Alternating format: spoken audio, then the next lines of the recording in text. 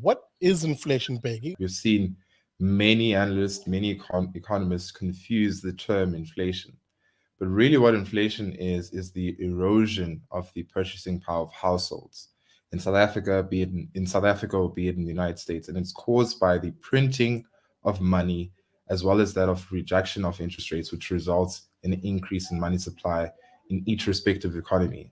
What happened during the pandemic, basically, is that you had a lot of central banks responding to the pandemic by lowering interest rates as well as that of printing money. The quantum of stimulus that we've seen during the 2020 pandemic has been unimaginable. The amount of money that was printed by the developed world, as well as here in South Africa.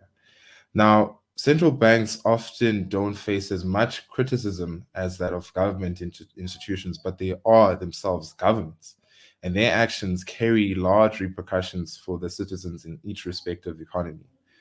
Now, unfortunately, due to the quantum of stimulus that we've seen since coming from the pandemic, as well as those lockdowns imposed, that has had a dramatic impact on businesses, as well as a dramatic impact on global supply chain and therefore trade. We've seen a rise in consumer inflation, which you can see this with the fuel price. Mm. Now, what this means, unfortunately, for a country like South Africa, where our employment numbers have not recovered to 2019 levels. We're still about 1.5 million South Africans short that have lost their jobs, and those individuals face little prospects of recovering those employment levels. Our income levels, looking at it per GDP per capita level, as well as disposable income, are lower than when Thabo Mbeki left office in 2008.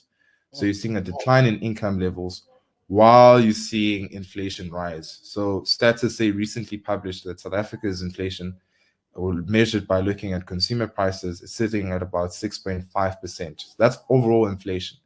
But looking at the individual food items there, see here, for example, such as that of meat, that has increased close to 10%, such as that of oil used for cooking has increased close to 30%, public transportation above 10%. These increases in price levels negatively impact those households that face very small income budgets, and unfortunately, it erodes their income level, their real income levels.